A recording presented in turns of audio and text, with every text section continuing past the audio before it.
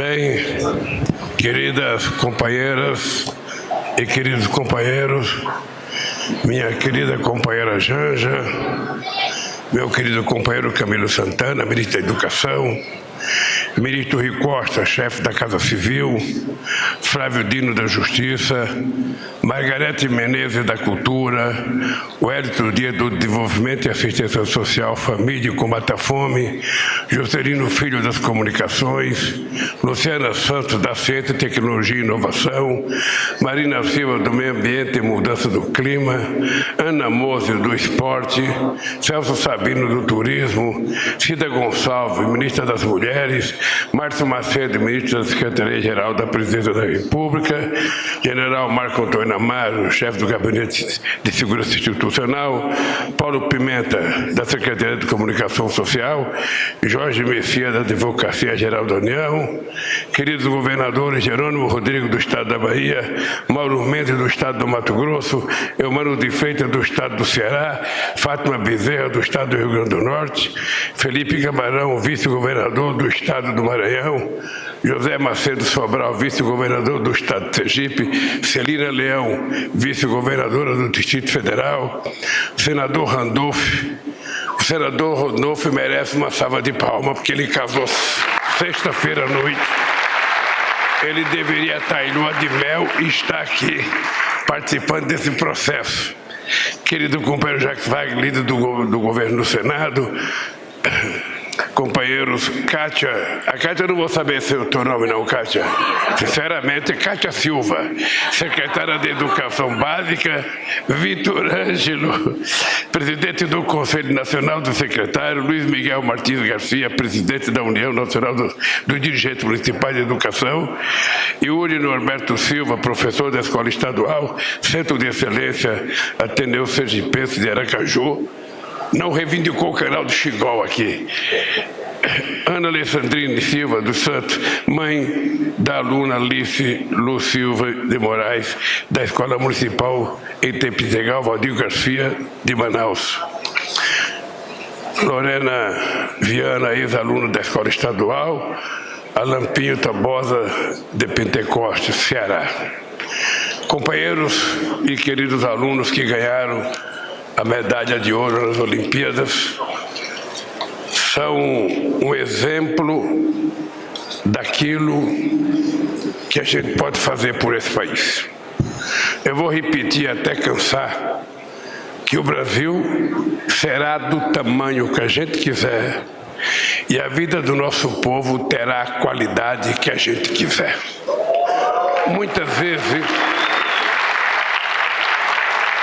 Porque muitas vezes, numa discussão como essa, quando você senta para discutir o orçamento do governo é como se fosse o salário que uma família recebe. Não sei como é na casa de vocês, mas na minha casa, minha mãe, que era analfabeta, os 8 filhos chegavam com olerite de pagamento. Naquele tempo a gente não falava olerite, era envelope de pagamento, uma envelope amarela pequenininha, que vinha com os trocadinhos que a gente ganhava dentro. A gente colocava na mesa, a minha mãe abria tudo aquilo e colocava tudo num pacote só. Ela não sabia ler, não sabia fazer um ó com um copo, mas conhecia dinheiro. Então ela pegava aquele dinheiro para repartir entre as necessidades da família. O orçamento de uma prefeitura é isso. O orçamento do Estado é isso. O orçamento do governo federal é isso. Você tem um montante de dinheiro que você recolhe e você então tem que fazer a somatória de tudo isso e distribuir em função das suas prioridades, das coisas que são necessárias fazer no país. E no Brasil, sempre se demorou para fazer as coisas no tempo certo. A história do nosso país é triste porque a gente nunca fez as coisas no tempo que era necessário e possível fazer. Porque sempre se utilizava o discurso de que isso é gasto. Isso não pode fazer. Gasta muito. A gente nunca se perguntou o quanto custou a gente não fazer. Nunca. Nós nunca paramos para perguntar quanto custou não alfabetizar esse país no começo do século passado. Só lembrar que até 1920 a Argentina já tinha feito a sua primeira reforma universitária e a gente não tinha sequer a nossa primeira universidade. Então o Brasil tudo é sempre muito atrasado. O voto da mulher demorou muito, a libertação dos escravos demorou muito, a independência demorou muito, a igualdade salarial entre mulher e homem só foi feita aqui agora, faz 20 dias atrás, porque o Congresso Nacional aprovou. Então tudo atrasado. E a escola de tempo integral, ela chega atrasada. Porque, quem sabe, a gente pudesse ter feito há 20 anos atrás, há 15 anos atrás, há 30 anos atrás, mas não foi feito. Certamente porque alguém dizia que custava muito. E assim a gente vai levando a vida, e quem vai ficando sempre para escanteio é o povo mais humilde. É o povo mais necessidade. É ele que sobra. Sempre será ele que sobra enquanto a gente fizer as coisas habitualmente como se fazia nesse país. Nós precisamos mudar o jeito de fazer as coisas para que a gente faça um pouco diferente, porque senão as pessoas humildes serão sempre as últimas.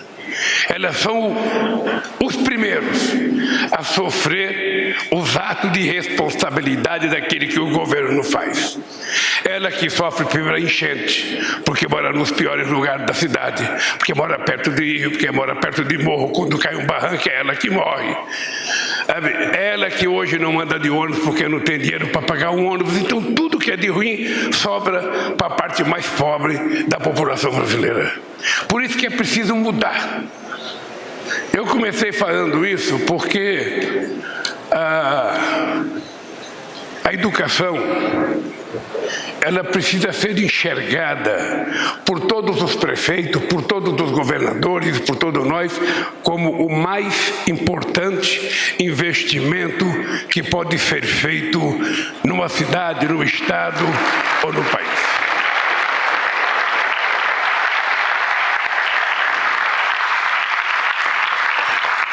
Daí a gente tem que levar em conta a necessidade dos professores ter uns salários razoáveis, pelo menos as professoras.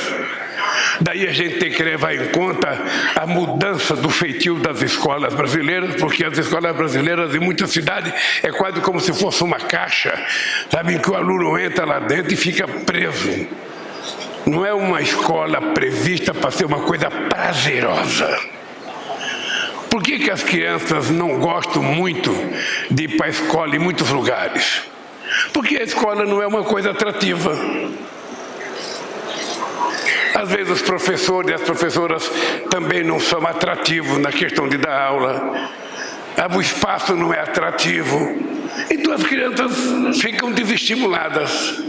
E nós precisamos então recriar essa coisa da criança ir para a escola porque ele está alegre, ele está feliz, ele vai aprender, ele vai ter contato com as coisas que diz prefeito a ele. Obviamente que é importante a gente saber que Cabral descobriu o Brasil, mas ele já descobriu, pronto. Agora a questão do clima tem que ser discutido na escola, porque senão as crianças não ajudam a educar os pais dentro de casa. As questões, sabe, tem um monte de coisa que nós temos que discutir dentro da escola, porque a criança pode mudar a cabeça do pai. O pai tem mais dificuldade de mudar a cabeça de uma criança do que a criança na cabeça do pai, se a criança for orientada para isso. Então, companheiro Camilo, eu quero te dar os parabéns. Eu já falei uma vez aqui, nesse mesmo microfone, que o Haddad foi o melhor ministro da educação que eu tive, sabe, todo o meu período. Agora, pelo que eu estou vendo, o Haddad precisa se preparar, porque eu acho que ele pode perder o pódio. Se você conseguir fertilizar nesse país um pouco daquilo que é uma qualidade excepcional de um estado como o Ceará. Vocês perceberam que aqui foi citado o Ceará muitas vezes. Pois é, eu não sei se é porque, sabe, as escolas de lá são melhores, os professores são melhores. O dado concreto, gente, é que 40% dos alunos que entram no ITA estudam no Ceará. É uma coisa... Quando criei as Olimpíadas da Matemática em 2005, foi por conta da experiência do Ceará. O Brasil não tinha Olimpíada da Matemática para escola pública, era escola privada, e já nas escolas privadas o Ceará já era o melhor. O Ceará tinha mais medalha, e também meu companheiro Wellington, o Piauí também era bom. Eu ficava perguntando por que 2 estados do Nordeste, que não são ricos, têm qualidade de escola melhor do que outros estados que têm dinheiro. Obviamente que o resultado deve ser, sabe, o tratamento que os educadores dão dentro da sala de aula, né? Porque não tem outra explicação. E agora nós vamos fazer algumas coisas que eu acho importante. Essa meninada que ganhou medalha de ouro, alguns podem ter recurso, podem estudar lá fora, e aqueles que não têm recurso vão fazer o quê? Então nós estamos pensando, junto com o Camilo, criar uma escola especial de matemática para acolher os nossos gênios. Ou seja, as pessoas que são gênios vão sair das Olimpíadas e vão ter um lugar para estudar. Eu aprendi naquela comemoração do Santos Dumont, eu acho que o povo não tem noção do quanto de gênio tinha o Santos Dumont. E aqui no Brasil a gente não está habituado, não sei se é uma cultura nossa, mas a gente não está habituado a criar ídolos, símbolos, pessoas que deram importância. Na verdade, a gente só aprendeu com Ayrton Senna depois que ele morreu e com o Pelé, mas a gente não tem símbolos. E a história do Santos Dumont é uma história que merece orgulho. O cara descobriu o avião, ele que inventou o avião, o único que conseguiu fazer uma coisa mais pesada que o ar subir. E os americanos criaram a ideia que foram eles que inventaram o avião. E eu acho que nós poderemos ter milhares de gênios espalhados nesse país, que se a gente acolher, a gente vai fazer uma revolução ainda nessa primeira metade do século XXI. A gente não pode esperar para a segunda metade. Então, Camilo, a minha assessoria preparou um discurso aqui. E eu queria agora ler o meu discurso aqui, porque eu falei coisa que não estava aqui no script. Entre tantos males que esses 6 anos de desgoverno legaram ao país, um deles em especial me encheu de indignação e tristeza.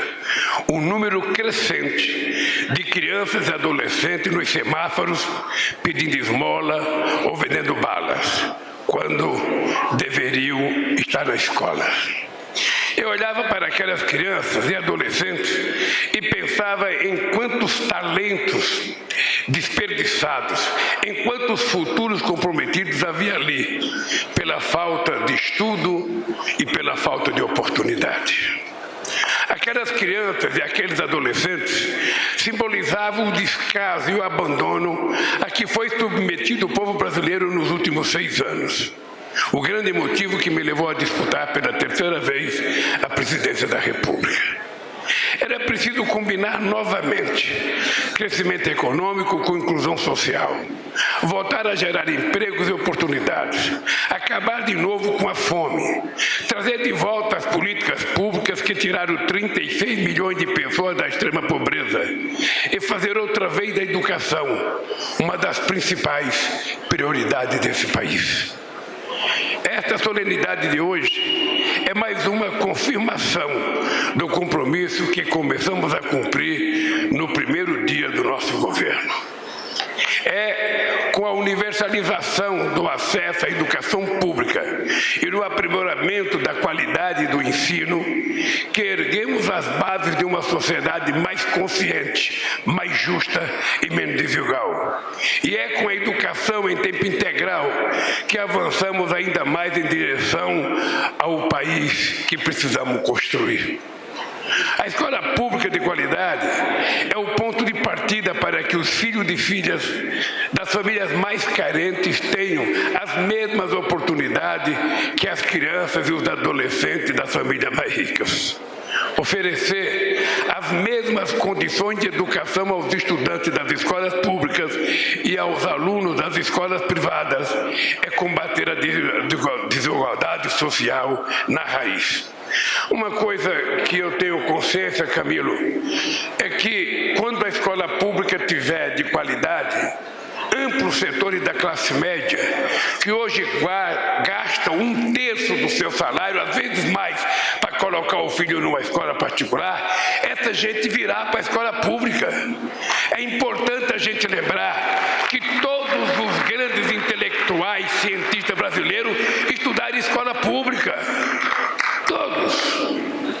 Então, quando a gente melhorar a escola pública, a nossa classe média não vai querer gastar 3, 2, 4 mil reais para a educação, vai colocar o filho numa escola que vai atender às necessidades que ela entende que o seu filho deva ter a educação. Por isso que nós temos a obrigação de fazer o investimento na escola pública sem olhar e sem falar a palavra gasto. Eu volto a repetir, não é possível a gente permitir que alguém fale, não pode gastar em educação. A educação é o mais importante investimento que um país pode fazer no seu povo. É pela educação que a gente mede a soberania e a qualidade de vida desse povo. Sem oportunidades iguais para todos e todas, não se pode falar em meritocracia. Não se mede o mérito de uma pessoa pela quantidade de dinheiro e privilégios que ela tem. Com oportunidades iguais e acesso à educação pública de qualidade, todos e todas saem lado a lado na linha de partida, em igualdade de condições, em direção à chegada que é o futuro. Minhas amigas e meus amigos, é importante que se diga, oferecer ensino em tempo integral não é só deixar alunos e alunas na escola o dia inteiro.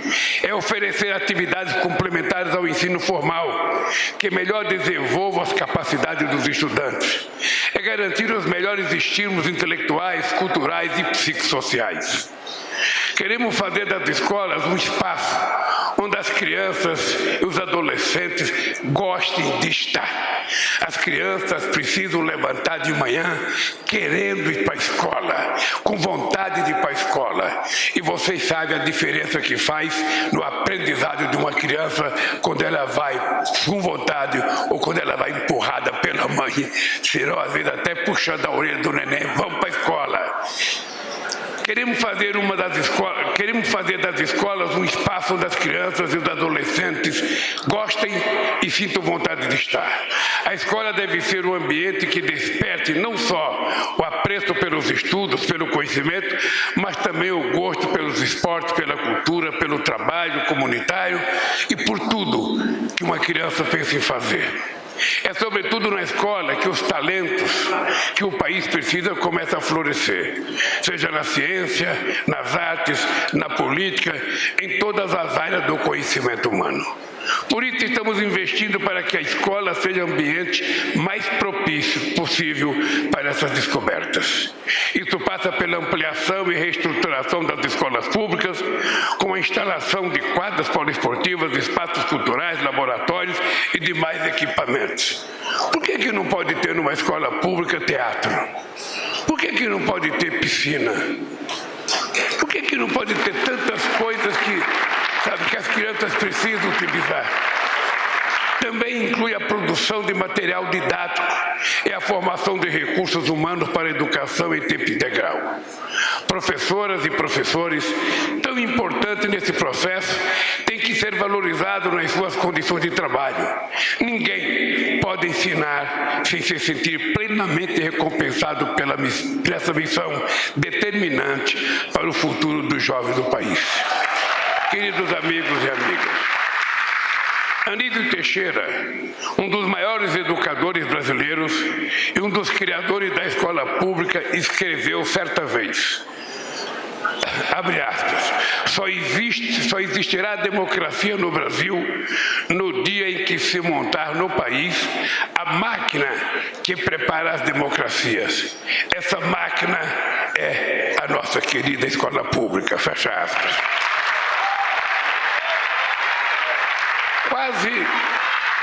Quase um século depois, ainda lutamos em defesa da democracia e em defesa da educação. A democracia sofreu um grave ataque no dia 8 de janeiro e a educação esteve sob ataque permanente nos últimos 6 anos.